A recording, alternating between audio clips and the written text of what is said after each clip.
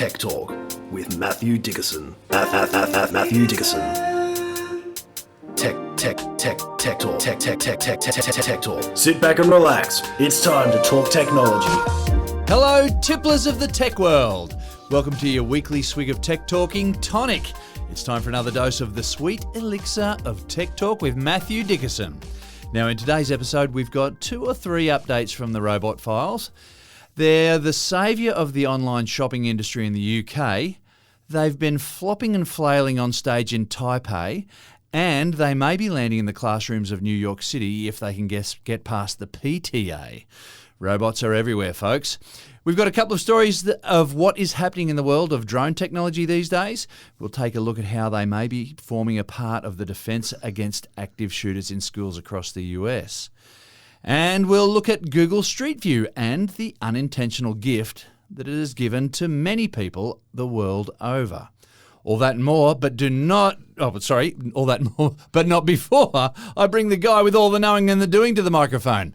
Welcome, Matthew Dickerson. Thank you very much, James Eddy. A pleasure to be here. Now, I have this minor ambition, not a major ambition, but a minor ambition in my lifetime that I want to introduce a new word to the vocabulary. I just think that'd be nice. On the headstone, invented the word X, whatever it might be. As seen in the Oxford Dictionary. That's exactly right. Thank you very much. And I often throw together words as a portmanteau. Throw in word 1, word 2, put them together and you've got a new meaning. Smushed together. Yeah, that's right. So brunch, which I didn't come up with, but brunch is one of those classic portmanteaus. Is it breakfast? Is it lunch? It's halfway between. Let's call it brunch. Great. Love it. Fantastic. I wish I would have come up with it. So today I was in a taxi and I was sitting there in the taxi and in front of us was one of those big Mercedes-Benz vans and on the back of it, it was called a Sprinter, which didn't seem appropriate for a big van, but that's what they call these vans. Apparently they sprint. Apparently they sprint, although I don't see a big van sprinting, but I'm not going to talk about Mercedes-Benz naming processes. And it's funny because I was having the conversation with the taxi driver at the time that we seem to have almost skipped winter. We're almost into spring. And I was looking at this word sprinter on the back of this van and I'm thinking about this spring, winter, and I've gone, hello. It's not a new word because we've got a new word. We've got that word sprinter already exists. But if we put spring and winter together, we've got sprinter. So I'm claiming right here, right now, that I want to say the word sprinter should be used for this little tot of time we've got right now, which is too warm for winter, although we're technically in winter in Australia, but we're not quite in spring, but it's almost warm enough to be spring now. So we need a new season called sprinter. And you need to put a trademark on That's right. TM, right there, done. Anyone who wants to use it? Now, I have done a bit of research on this just to make sure that I'm not just making it all up. Today, if people are listening to this when it's launched, is the 17th of August. So when I went back and looked through the records from 1910 to 2023, because that's the reliable data we've got there from temperature, the average temperature has risen over those 113 years by about 1.51 degrees. I'm going to say that's climate change. Other people might say it's just seasons, whatever. But the facts are there. So we know the temperature's risen. So that's about, if we look at that, and then go a little separate conversation, in the area that we live in, the average temperature from August to September goes up, the mean temperature goes up by 3.2 degrees from August to September. So if I combine the average temperature rise over those 113 years and the temperature rise from August to September, I get the fact that now the temperature on the 17th of August, on average, is about the same as it used to be in 1910 on the 1st of September. So today is a perfect example of spring has arrived a few days early. So a couple of weeks early. Yeah. Exactly right. So 14.6 days if you want to be accurate. So let's call it 15 days. We've got spring a bit early. So people who feel like we've got spring a bit early, or people who feel like it hasn't been that cold in winter, are probably right. So their kind of general feeling is backed up by the science and the evidence. The other thing that I noticed is that the magpies that love to attack me when I'm out riding my bike seem to be coming just that little bit. They're not looking at the calendar. They're a bit rude and they're actually taking note of the weather around them. And that's obviously a big issue with, I assume, bird life, plant life, a whole range of things. The winter is just part of the seasonal cycles that we have in this area.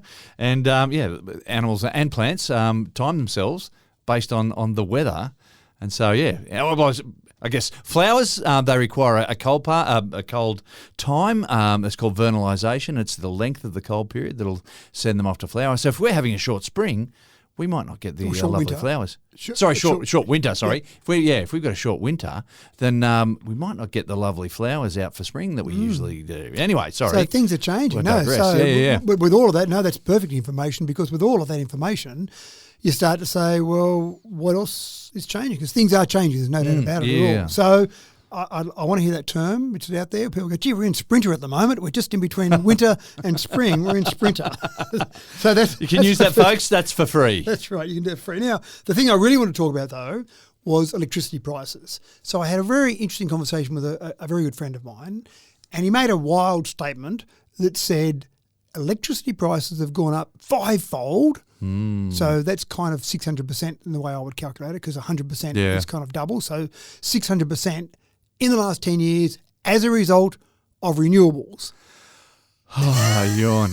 So we're going down this road again. Everyone's heard this one before, yeah. So the first thing I said, of course, was that's rubbish, but I don't want to just say it's rubbish off the top of my head. Let's research it. And I've done a bit of research around it, and I've come up with some interesting information that I think might put a few things into context, because a lot of people are saying we're paying so much for electricity now, we're paying more than I ever paid before, and it's all the fault of those damn renewables. So I've used as the basis of my research ABS data, Australian Bureau of Statistics data. So I assume that's fairly reliable. I assume most people can accept that. There might be some who say it's all a government conspiracy. It all depends on how deep you've gone down the rabbit hole. But anyway. Right. So I'm taking that as a fairly reliable source. Now, the first thing that frustrates me no end is when people say prices have gone up. Hello. Yeah. Okay, this is inflation. So over the last 10 years, we've had average inflation in Australia at 35.6%. So yes, price on average have gone up, and I don't really understand inflation. I know my kids said to me one day, what about, Dad, if everyone just stopped putting prices up and there was no inflation? I went, I don't know enough about economics to see if that would work or not, but it makes sense. But anyway, it doesn't, okay? At the moment, we've got inflation, so prices will go up. So yes, electricity prices have gone up, but so has everything else on average by 35.6% in the last 10 years. So then I looked at the last few decades. I just took a decade at a time and looked specifically at electricity prices relative to, or real terms. So forget about how much they went up in absolute terms. What you really care about is how much something's gone up in real terms, above inflation. Relative to inflation. Relative to inflation, yeah, because that's what really matters. You know, something I've heard people say, I've got this great investment property. I bought it 50 years ago and doubled my money on it. I said, well, no, you didn't. You lost a bunch of money because you didn't count for inflation. So when I looked at that, I looked at some of the big winners and losers, if you like. So over the past decade, tobacco went up by 121.8% in real terms. I would say most of that is government taxes. So stop smoking, everyone. We'll put the prices up. But you talk about cost of living pressures. You got insurance went up. That was number 2, 27.6%. Gas, 18.3%. Petrol, 18.2%. So all these things went up. That's above inflation. Above inflation, right. Electricity was 15th on our list of things that have gone up in real terms, 9.9%. So yes, it has gone up, but by 9.9%. But then the real killer, let's go back a decade further, 2006 to 2016, electricity prices were number 2. They went up by 64.0%. Oh, wow, they launched. They absolutely launched. So tobacco was still number 1 at that stage. Go back another decade, 1996 to 2006, electricity went up by 1.7%, hardly moved. Previous decade, electricity actually fell by 11.1%. So people's feeling that electricity has gone up recently, last 10 years not so much, but the 10 years before that, absolutely, that's why you're feeling it. But renewables, the cause of that, that's what I wanted to dig into next. So I looked at 1986 to 2016. That's the time frame we're really talking about, not the last 10 years. Renewables accounted for about 11% on average over that time frame, which I was surprised at. So hydroelectric schemes, Snowy Mountain Scheme and Tasmania have made up about 11% over that time frame. Wind just towards the end of that 3-decade period, and solar not at all. I mean, maybe a few solar panels in there, but in the whole scheme of things, basically irrelevant. So up to 2016, wind a little tiny bit, hydro was always there at 11%, and the rest was made up typically with coal and some gas. Gas was a big mover in that as well. But they don't account for basically any of that It's the network. So the transmission. So you're not paying so much for electricity to be generated, but for electricity to be transported. In 2015, 48% of your average electricity bill was network costs. 24% So what maintenance and whatnot. building the network, maintaining the network. Yeah. And as towns have grown, as cities have grown, they've had to put in the infrastructure for it. Well, a whole range of things, that, but also some of this infrastructure was built a long time ago. So you've got to maintain Upgrading, it. yep. Termites might attack timber power poles, so Yeah, you've got to maintain that. Bushfires, we have them in Australia. So there's all these other things that happen, floods, there's natural disasters, there's I say wear and tear. There's not much wear and tear on electricity, but there's wear and tear on the equipment holding it up. But so 48% was network, 24% was the cost for retailers, 22% was the wholesale price of electricity. So not much. Now, that was 2015. If we jump forward to 2025, and I'm pretty excited by this because September 2025 was a breakthrough moment. September 2025 was the month that renewable energy actually generated more electricity in Australia than coal. Yeah, I think we reported on that too, yeah. So that was pretty exciting. So when you look at the electricity prices now, so 2015, even forward to now 2016, 39% is still the network cost, 47% is wholesale generation and 7% is retail. So of our electricity bill at the moment, even if somehow magically we could click our fingers and we could halve the cost of generating electricity, it would only reduce our bill by 23.5%. The network is really the big, it's not the major contributor anymore, but it's still a big chunk of that. And how do you reduce the cost of electricity now, or the cost of the network? And so I started thinking more about that. Was it a lot of privatisation? Because some privatisation happened in the period. Yeah, that was a big step then. It we was. were looking at about 20 years ago that sort of started to kick in. Yeah, I think across the nation in different states it started at different periods of time. So I think you're right, 20 years to maybe even as recently, say, 10 or 12 years ago. So over that sort of decade. But apparently it wasn't really the privatisation that caused a lot of that network infrastructure upgrade. Some governments were doing it, maybe getting the networks ready to sell off. Maybe that was part of it, but also making sure that it was fit for purpose. And of course, you've got coal-fired power stations. A lot of those were built in the 50s and 60s. So if you're getting to the point where you want to replace those, which a lot of them are being closed down now, a lot of cost in maintenance, there's a big cost. So if you look at... So the ones that are still open are being kept alive because we're paying extra money to keep them alive. To a certain extent, yeah. There's probably some ones that were built in the 80s and 90s as well, but they've still got 30 or 40 years on them. Yeah. But if you look at it today, and said, we need to generate more electricity, how are we going to do that? Building a coal-fired power station or building more renewables, it's been proven by everyone that's researched it properly, and I haven't got the data to show you with that part of it, that renewables are a cheaper way to go forward. Now, coal was cheap after those assets had been paid off. After they were 30 years old, 40 years old, they were cheap because all the cost for the infrastructure was done. They only had to keep the cost going to maintain them, but wait, they're getting more expensive to maintain. They're getting older now, and there's that little minor issue of pollution as well from those. So bottom line is, no, you can't point it at renewables. You can't say renewables are causing these increases in electricity. When the prices did go up, it was the network costs. But without a doubt, renewables going forward, if we looked at this or in another 10 years, when we're doing this podcast in 10 years' time, we'll look at it and say, gee, that next decade, electricity, my prediction is it will go down in real terms, largely on the back of renewables contributing. Because the big thing for me is if I'm running coal-fired power or gas-fired power, I have to keep feeding it something. I've got to keep digging up coal and keep feeding it coal. When I build my wind turbine, there's a cost to build it. And then I sit back with my feet up on a chair and go, come in, wind, keep doing your thing. Yes, I've got to maintain. I've got to make sure there's some oil in the gearbox or whatever.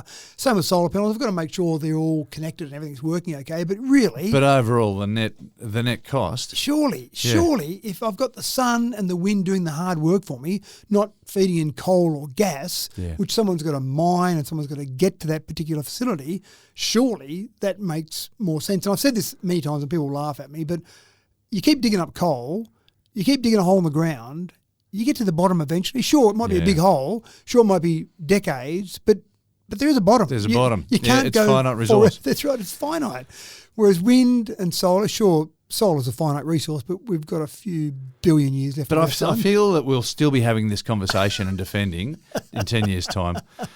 Maybe. Just So I've got hold that on off to my your chest hats, now. I feel much better about it. folks. Okay, we better funny- get this show on the road. The funny, sorry, this is the last thing. The funny part was the response from my friend when I gave him some of this data was he quickly backtracked when he said, well, I said 5 times in 10 years, but it's really 3 times in 20 years. And I went, well, you just That's a big picking- difference. That's right. You're picking out numbers now. You show a few facts, you shine a few facts on whatever the discussion people put forward, and the story changes very quickly. Yeah. All right, let's get our regular stories on the road here. The competition for wearables to develop and perform new party tricks is through the roof. Up to now, smartwatches and smart rings have been comfortably tracking physical changes like your heart rate, your temperature and movement as merely par for the course. But that sort of stuff barely raises an eyebrow these days. The latest generation of smart wearables, however, is diving into measuring body chemistry, reading the hidden messages written in your sweat.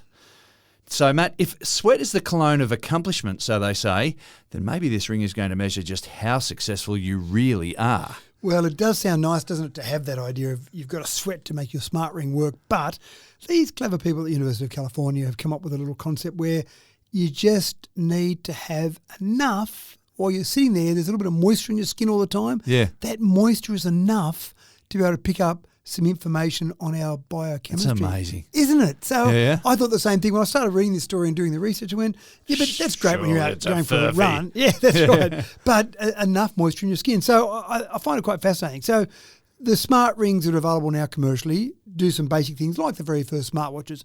Heart rate, your movement, maybe your skin temperature, but that's about it. So they're pretty basic, but this, and it's a prototype at this stage, many of the things we talk about are prototypes, it'll have 4 biomarkers at once they can monitor. So, for example, glucose, ketones, vitamin C, uric acid, lactate, alcohol, 4 of those at any one time. And I Wow. assume that will keep growing. But just you start to You've got a think about- chemistry lab on your finger. yeah, that's it, isn't it? So it uses, obviously, it uses that little bit of moisture in your skin, just that little bit of moisture coming out. And I haven't found it fascinating. Just alcohol. Imagine saying to your kids, "Here you go. You're going out. You're too young to drink yet. Just put this smart ring on. It's really cool." You come back. I've detected you've had a beer tonight, son. What have you been doing out there? So just all those little things. So that little tiny bit of moisture is enough.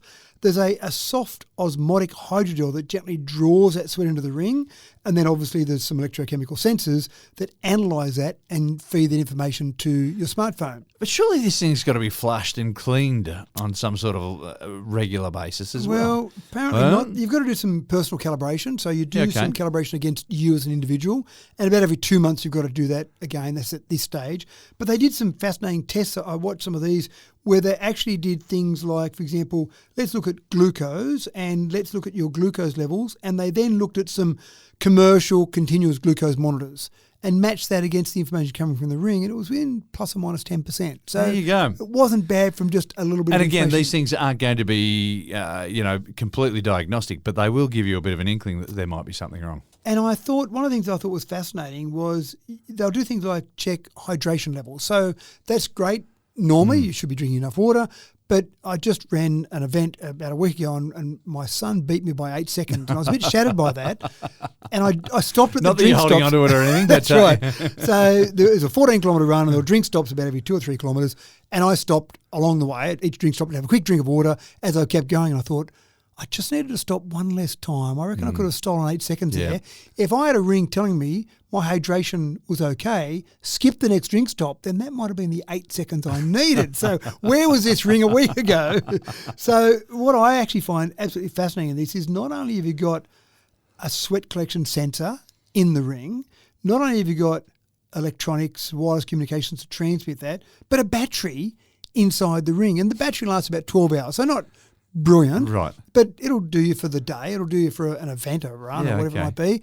But just think about that. A little ring on your finger, and it's probably a big ring, but a ring on your finger has got enough battery power to continually transmit that, to analyse it, Yep. and then transmit that to your phone nearby. You just go, wow. I don't want to take anything away. Sounds really fantastic.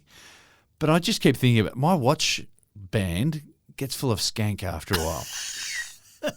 Is that a technical term? Yeah. Well, I think if you've never heard that word before, you're probably guessing what it is. Like and belly so I'm button just fluff, wondering, you think. this is surely got to be cleaned. If that's what it's doing, is measuring how much stuff's coming out of your skin, then surely it's going to get clogged at some stage. So maybe as they keep doing their testing, which is where they are at the I'm moment. sure that they've done heaps of testing and they've taken the skank factor. Maybe they have a de-skank process. Once a week you need to de-skank this ring. But that's what they'll discover. As they keep doing the testing, they might discover you need to be de-skanking. They'll come up with a more attractive word for it. It'll be part of the instructions. Yeah, that's right. So the other thing I like about this is just understanding how people's bodies respond to things like a meal or fasting or exercise or medication, all these things. Different bodies react to different things that you put into those bodies, and then having the information immediately, I just think that's fascinating. So we are getting much better, aren't we? At just monitoring we what's are, happening and in our I just bodies. can imagine you're going to get one of these, and you're just going to be on your phone all the time, just checking it, and you have I'm going to eat some chocolate. bite, See what that does. have a bite of the cupcake, and then watch. This is changing. If they're not changed enough, I get another cupcake.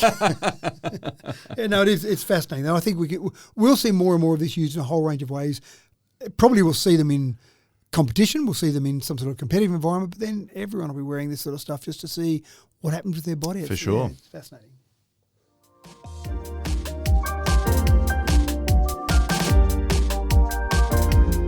By mid-July this year, the US marked 31 school shooting events in 2026 alone.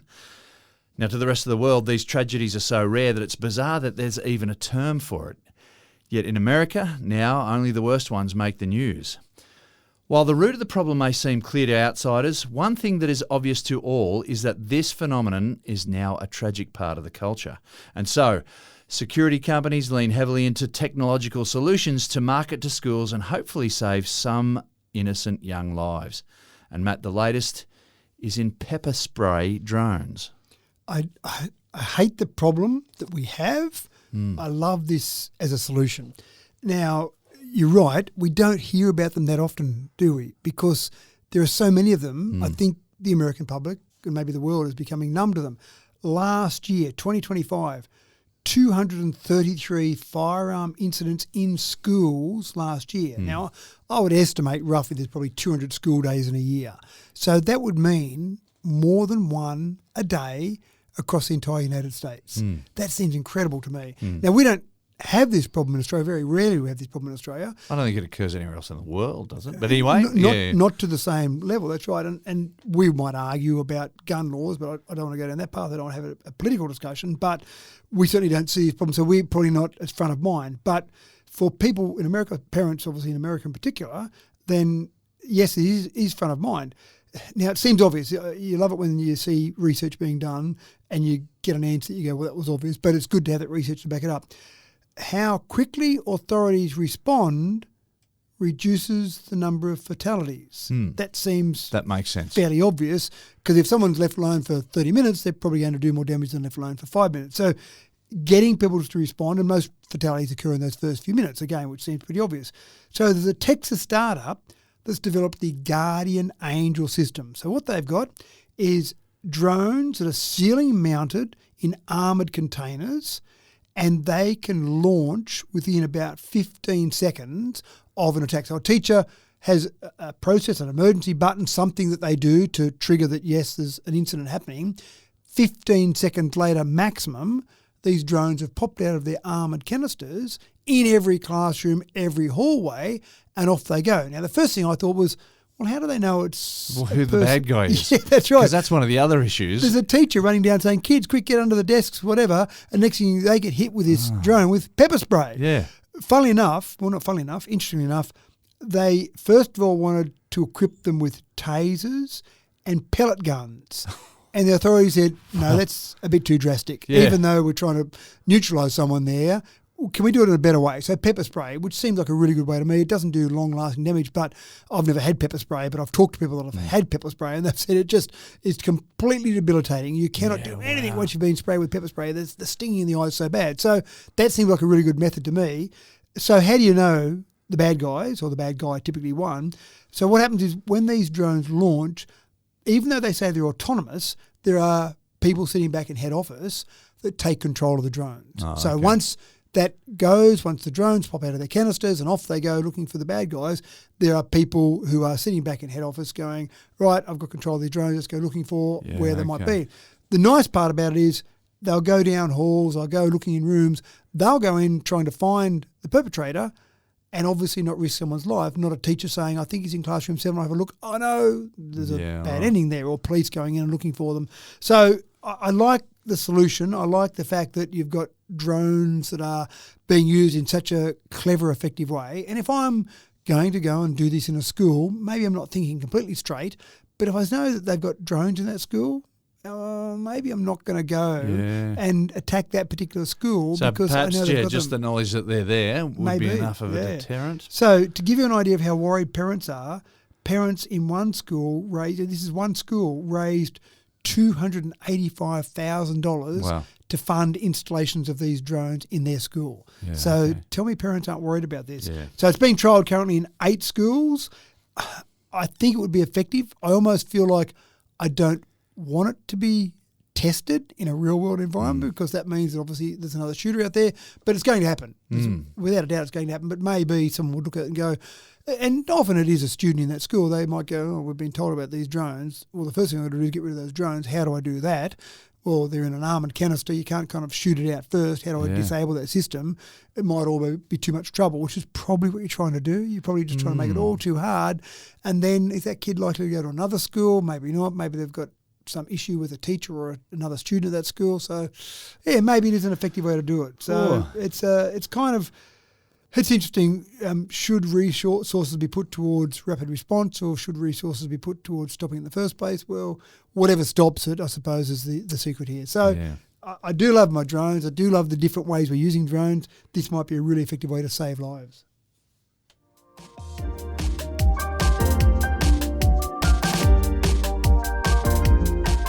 Consumerism in Britain is booming with a magnitude of online shopping placing enormous pressures on warehouses. Speed and efficiency are the key, but the demand is so great that mere mortal human workers could not possibly keep it up. So, in 2026, the logical solution is to bring in the robots and start hitting some delivery deadlines. Matt, the conversations in the smoko room at Tesco and Asda are about to become all buzzers, clicks and whirs. But at least the parcels will go out on time. They will go out on time. They will get there. And there's huge demand across the world for online shopping. And the 3 companies that are really big in the UK that are using this now, you mentioned 2, Tesco, Asda and Next. And I think Tesco and Asda are basically supermarket homewares type stores. Yeah. And Next, I hadn't heard of them, I had to look it up, but they're kind of like more a fashion warehouse. The issue is, which we're seeing across the world, is labour shortages. I think some of the labour shortages are down to people taking sick days, way too many sick days, but that's maybe a personal issue I've got there. But we know just recently we've had some staff shortages in air traffic control at Sydney Airport, which has delayed flights. So there are staff shortages happening all over the place. And there are some jobs, well, you kind of can't go ahead without air traffic controllers. That's a bit of an issue. In things like warehouses, you can keep working, but you're just not going to get those parcels out on time. So that's been an issue. But Geek Plus is a Chinese robotics company who have offered a great solution for warehouses. We've now got, at the moment, over 2,000 Geek Plus robots operating in 10, that's right, in 10 UK warehouse sites. This is the largest European market across obviously all of Europe for this particular company, but they're finding that they're actually getting the parcels out on time with the expectations from customers, from shoppers out there, because they've been able to use robots. Now, obviously, any of this, you've got unions who want to get a bit involved in this, saying you're not replacing humans. And they've gotten to the point now where the unions have accepted the fact that, well, you're actually not replacing humans. The humans aren't turning up. We don't have enough. Have them. So what they're doing at the moment is they're using the robots to pick up products from shelves, bring them back to a central point where humans are still packing them. Okay. What they're finding is they're using QR codes and floor markers and basically using them to pick out the right product, if you like. What they're finding, though, is that they're able to have better storage density. The robots are smaller than humans can get down those various things. Yep. They're able to get them to the packing staff quicker. And the thing that I thought absolutely fewer picking mistakes. So they're able to get them back there, and it's the right product. So when it gets put in the actual box, the right product gets shipped out. They stuff it up less than the humans do. That's right. They stuff it up much less because they're just basically on QR codes. Yeah, QR codes are solving the problem there. I've got that particular product away I go. So it all makes sense. What they're trying to do, the unions are trying to say, we want them to help, we want them to have those humans packing, but not to take over. Correct. But how long will those humans still be packing it together until it gets to the stage where robots pack those particular parcels together? How long before humans are removed from the equation altogether? Humans need lunch breaks. They go home at night. They do have sick days. They have holidays. Robots tend to not do that. They don't even have smoke breaks. They just keep working, and it's probably easier. So there's no conversation at all in the smoko rooms from the robots? No, not even beeps and bops. I think it's just, there's no smoko. You just keep working, boys. Just get to it. Yeah. So it's quite fascinating. The other thing I think is the big picture issue here is that we've talked about China before, who have made some strategic decisions more than 2 decades ago, to say, we think the world will need electric vehicles and robotics. Let's focus on that. So they've encouraged a lot of Chinese companies to do that. And a lot of Chinese companies are doing both those. So, for example, XPeng, I think you pronounce it, XPENG, developing electric vehicles. They're going quite well in that. But they're also developing robotics. Humanoid robotics is part of the equation for them, and that's where there's a lot of work being done as well. But when you think about it, an EV and a robot need motors to operate, they need batteries to operate, sensors, cameras, they need electronics. So there is a lot of shared technology between those two classes of products. So it probably makes sense that you'll get your BYD car and your BYD robot. Maybe there'll be a special 2-for-1 deal. Come as a package That's deal. That's right, who knows. But I love the warehouse robots, but you know that I'm still keen for the humanoid robot. I know we're still keen. We're all the looking next story for it. might put me off it a little bit, but this story says we're getting there, and certainly there are a lot of robots coming out, a lot of different types of robots, a lot of industrial robots, but we really want the home robots is the next big issue there.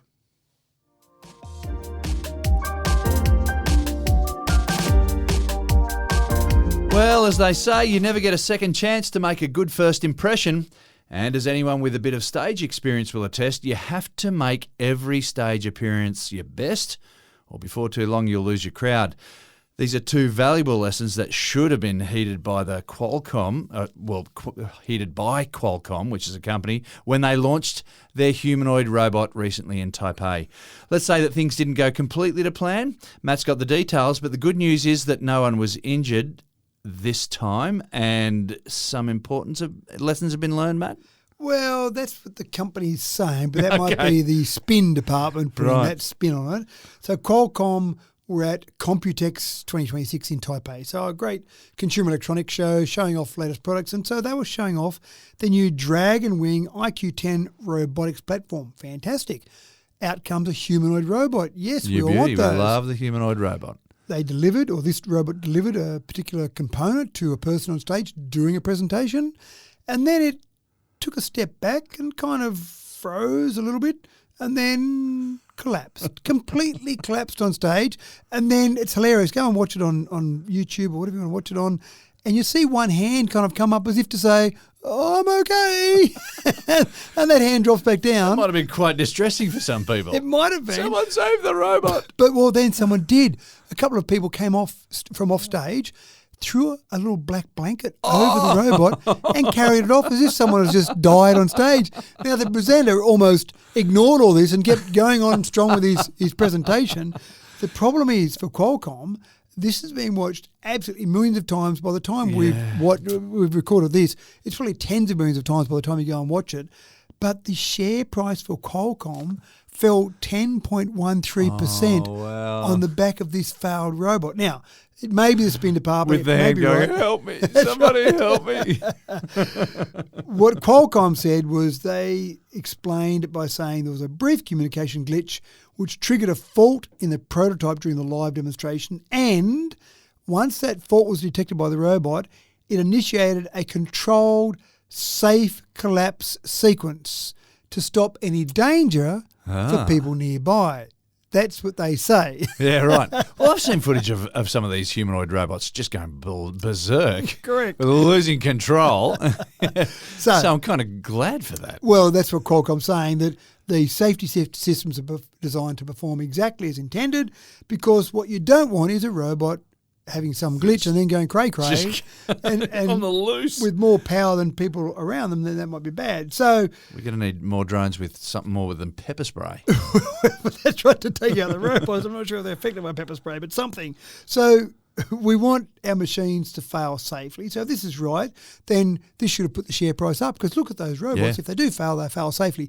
But that's not how the rest of the world read that particular It failure. failed. That's And all I we just saw. wonder, how many times do you reckon they did this demonstration in practice? Because you're doing a live demonstration, you want to make sure it's rehearsed. spot on. Yeah, rehearse, never work rehearse, with rehearse. what are children, animals, and now robots. That's Yeah. right. And this is part of the issue, I think. Maybe they practice that on stage 100 times. Who knows? But suddenly there's a crowd in. There's maybe different lights. A live demonstration is a live demonstration. Things are different. And this Robot is got what stage fright. Maybe it just went, oh, what are those people doing up there? They're all looking at me, and it collapsed. So maybe we've got some Happens time to to the go best of us. before we've got robotics in the home making my omelette. But we'll get there. Certainly, it's a while before we get them back on stage again. Probably Maybe do. not. Well, Yeah. well, but maybe there will be a bit of a reluctance for companies in the future to go and do a live. Let's do a live demo. Don't you remember Qualcomm? Yeah, you surely got a video demonstration.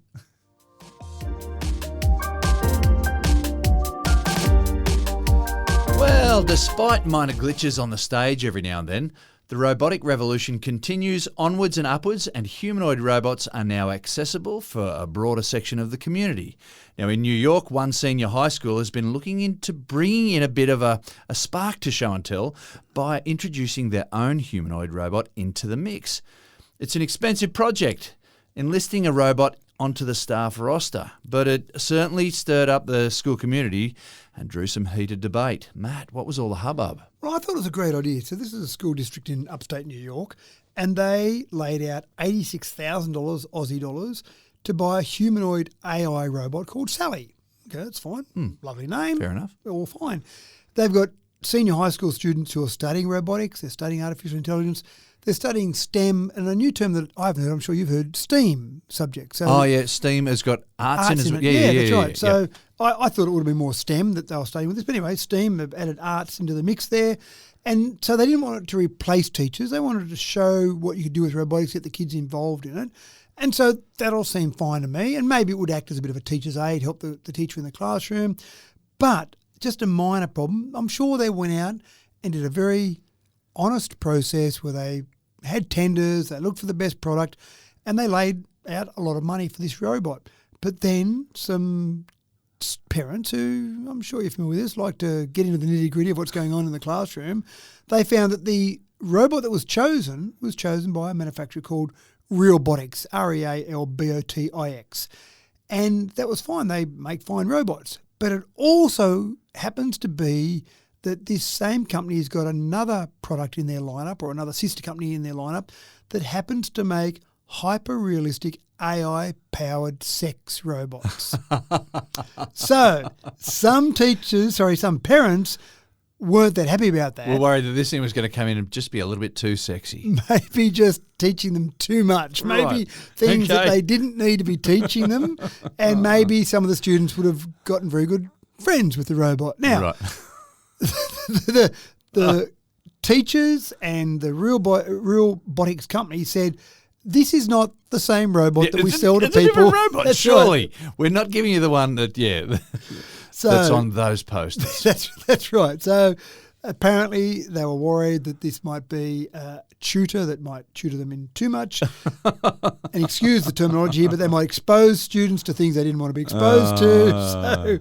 So at the moment, Sally's been shelved. Sally's suspended. Before Sally got to work, Sally's been suspended while they continue discussions with Realbotics and discussions with the teachers and more consultation with the parents and all the rest of it till finally they can bring the robot back. I'm sure it's Just all to very make sure innocent. this robot's not going to proposition any of your students. That's right. Not going to say, I'll come around to your place at 5 o'clock today. So, I mean, there is real concern about AI in classrooms, real concern about robotics, but I think what this school was doing was quite admirable, saying there's concerns out there.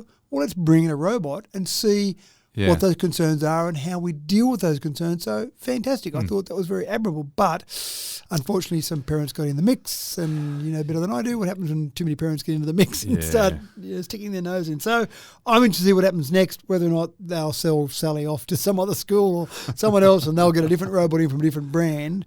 But anyway, there's obviously people out there using robots for a whole range of things. A very worldly robot.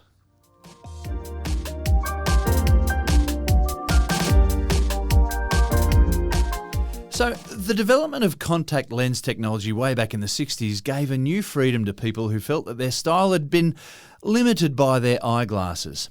Since then, contact lens technology has grown further, and soft silicon lenses are now widely used and relatively cheap. But if yours is a very specific prescription, the option to use contact lenses has been narrowed down to hard lenses with lengthy waits in the production. That is until now. With 3D printing, anything custom-made can be done in a snap of the fingers, and soft silicon lenses are no longer an exception, Matt. Isn't that fascinating? 3D printing contact lenses. Yeah. I wouldn't have thought. So they're specific to the prescription, the very specific prescription of the individual. It's But amazing. more than that, so I didn't realise this, but some people have irregular shaped corneas. Yeah, right. I don't know if I have one of those. I haven't been tested, but apparently That could have been the problem you've had all along, Matt. that's right. That might have solved everything. So apparently some people can go in and say, I'd like some contact lenses, and they look at their eye and they look at their cornea and say, sure, here's one from our standard range, and we just have this prescription and pop it in and away you go. Other people have to have a hard lens made, and that's apparently a process that involves a few visits to the optometrist, custom manufacturing of that particular one to suit your cornea. Yeah. And then I assume fitting for it as well. Yep. So cost. So apparently you're talking up to maybe $2,500. Oh, wow. For that a much. custom contact lens if you've got an odd shaped cornea. Who knew? Mum and Dad, thanks very much for an odd shaped cornea. It just cost me a lot more money.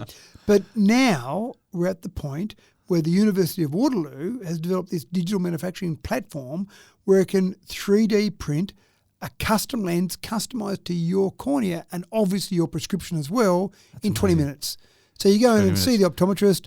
They obviously do something to measure your eye to see what it looks like and do the cornea. Obviously the normal testing in terms of your vision.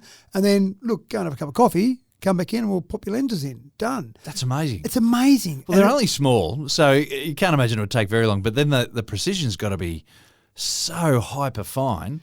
And most of the 3D printing that I've seen has been with something that's hard. So it uses printing that prints out something that's physically solid, but to have it as a soft lens that you're happy to put in on your eye, which you probably don't want to scratch your eye. So having that I thought was fascinating. So they actually had to develop a whole new hydrophilic silicon formulation so that you can 3D print it and still have it soft enough and all the properties you need. So a few new developments happen with this, and the inside of it obviously has got to be soft enough so it doesn't scratch your eye, and then the outside of it has got to be the lens correction that you need. So absolutely fascinating. I thought that was great in terms of being able to give something to people cheaper, faster, benefits all round. 3D printing. It's the answer again. Once again, 3D printing has come to the rescue. Can't we just 3D print a robot then? Can't I get my robot 3D printed? Come on, hurry up.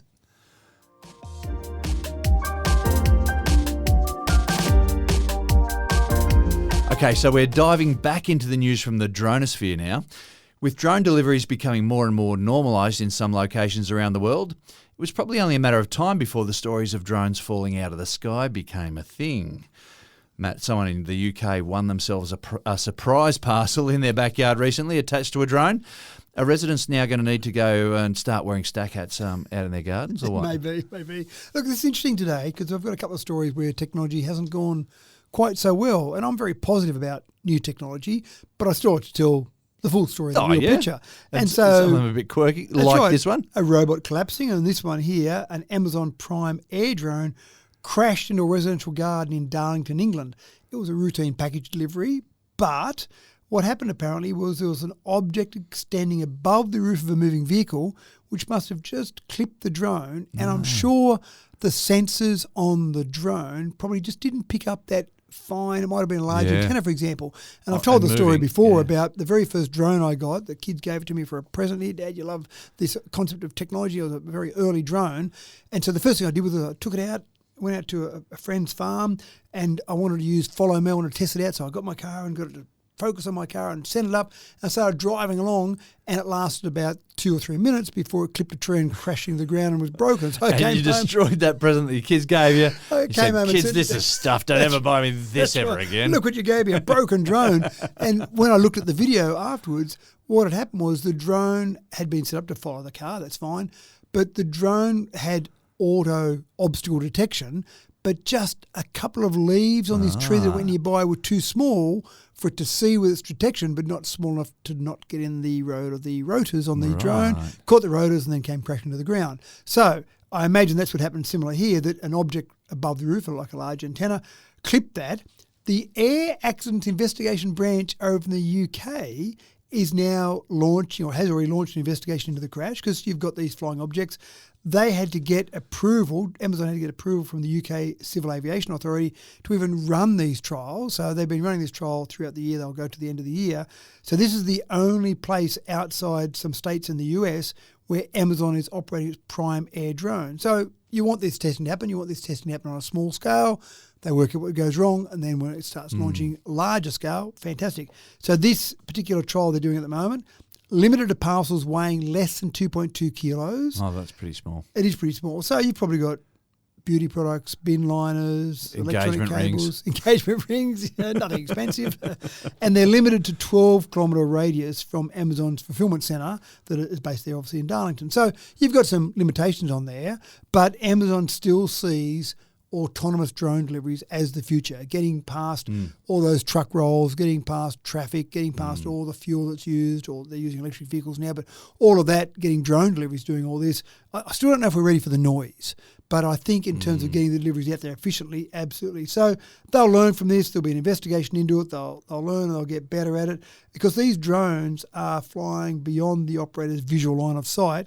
They're using onboard sensors, cameras, autonomous navigation systems, so a whole range of fascinating things. So I love the amazing concept. tech, It isn't it? is absolutely amazing tech.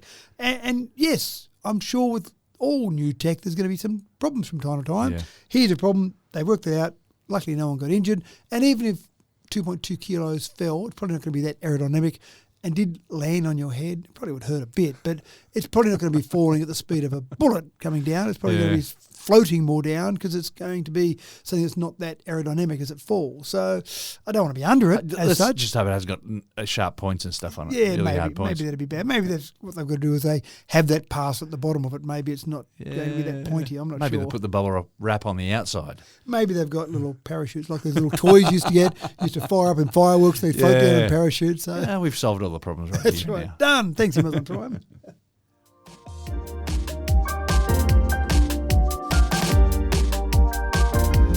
Google Maps have taken on an unintentional but very sweet role as an archive of sweet memories for some lucky internet surfers.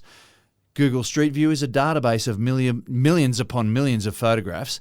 People just going about their day, of places with unique and special meaning for people, preserved forever and ever. It's become something of a digital time capsule with a little gift for everyone on the planet, Matt. I was reading this lovely story about a London woman who discovered her late grandparents preserved on Google Street View. Now, of course, as the Google Street View cars drive around taking all these photographs, they're blurring out images automatically of number plates, of faces. But this woman looked and said, I know that's my granddad and my grandmum. And it was a lovely photo. I had a look at it, and there's a lovely photo of granddad opening the door, holding the door open for grandma, just as they're walking in. And so this particular person said, I know where my grandparents lived. That's their. I can see the clothes they're wearing. I know that's grandma and grandpa. They both passed away, but I can just see that, and it's a lovely little snapshot capturing a moment in time. And so she posted a photo of this and just posted a bit of a story about missing her grandparents, and the granddad died that year in 2011, so it's from 15 years ago. And then lots of other people posted as well, saying about different memories they've got, different images they've seen. Yeah. Might be a pet that was randomly captured on a Google Street View camera, might be a parent. But what I've used it for, this historical view, I think is really interesting. I used it, I was doing a bit of a research project on a car park where I wanted to see if we needed to extend a certain car park. And I wanted to actually see how much the usage had changed over the years. So if you go and grab Google Earth, you can go back and look at every image that's taken of a certain point. Now, this was using... I didn't realise that. Yeah. Okay. So this was using satellite images rather than Google Street View, but the same concept applies. Yeah, right. So I looked at these photos and I actually went all the way back to about 2013. And it wasn't perfectly accurate. I wasn't doing it for a PhD research level sort of project. It was just a matter of interest to see how much this is being used. And all I did was I took every Google Earth photo from 2013 through, and usually it was about every 8 months, sometimes 12 months, sometimes a year and a half, but it gave me enough information over those 13 years to see how much more the car park was being used now compared to how much it was used back in 2013. Yeah, right. And it was just a rough count of, like, there were 50 cars using it that year and 100 cars at that time. So you could see this progression as that car park had become fuller and fuller over time. Now, obviously, there are potential inaccuracies there at different times of day, all the rest of it. So, again, it wasn't research level sort of research, or not high level university level research, but it was quite interesting. So all you need is Google Earth. You typically need to install it on your computer rather than just use the web version of it. But you've got Google Earth. You can go back and look at all these different images and go back over time. That's amazing. Yeah, it is. And so you can look at Street View. You can look at your house, maybe how much your house has changed. The house has changed, or maybe you've moved out of a house and you had an affection for a house that you once lived in and the garden that was there. And how's that changed now? And if it's in your same place that you live now, it's fine, go for a drive, but it might be somewhere hundreds, thousands of kilometres away. You might wonder what that place looks like. Oh, look at that, they've done that with it. So, it's quite a nice thing. But I just imagine going forward, I hope Google, they'll take a fair bit of data centre activity or space to record this, but I hope they keep all those images going forward years, decades, hundreds of decades. Imagine just going forward 30 years and then being able to look back and say, look at that, look at how much that street's changed. But it's everyone in the world everywhere has got that it? capacity to check up on that. And isn't that a fascinating idea that someone sat in the boardroom one day and said, you know what we should do? We should publish photos, satellite images to start with, and then Google Street View. And someone said, you're crazy. Why would we do that? The expense of doing that, where's their return on investment from that? But they're getting it, I assume. But it's just fascinating. Yeah, everyone's been on Google Maps and Street View.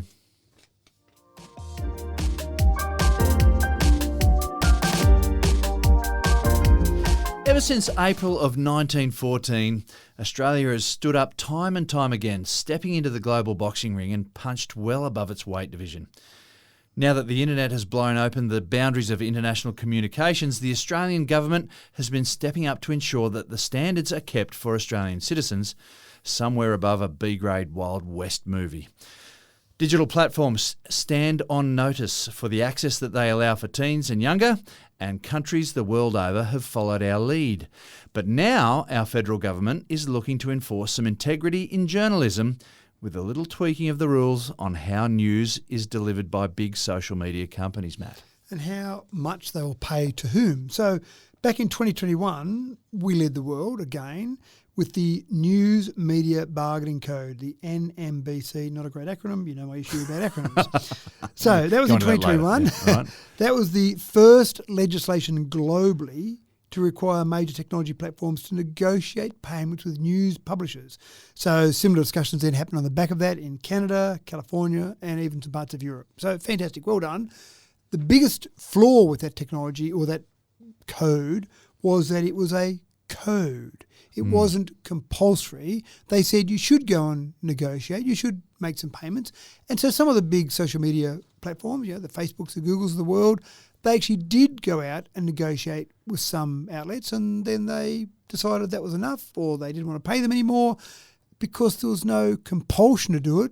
Things just changed and sort of floated away a little bit. And I remember there were some companies that I was talking to who said, we're getting payments from Google now, we can keep going, we can keep delivering news, that's fantastic. And then they said, we're not getting the payments anymore. Wow. So the new changes in the News Media Bargaining Code are basically saying that if you don't negotiate with some news media outlets, then we're going to charge you a 2.5% levy on all your Australian digital advertising revenue. So in other words, pay us, the government, some money, or just negotiate with some of the news outlets and you pay probably less to them than you will to us. So basically, we don't want you to pay the money to the government. We want you to pay the money to the news outlets. So that's now going to make it compulsory to do that or be charged a levy. So that will probably bring them back to the table.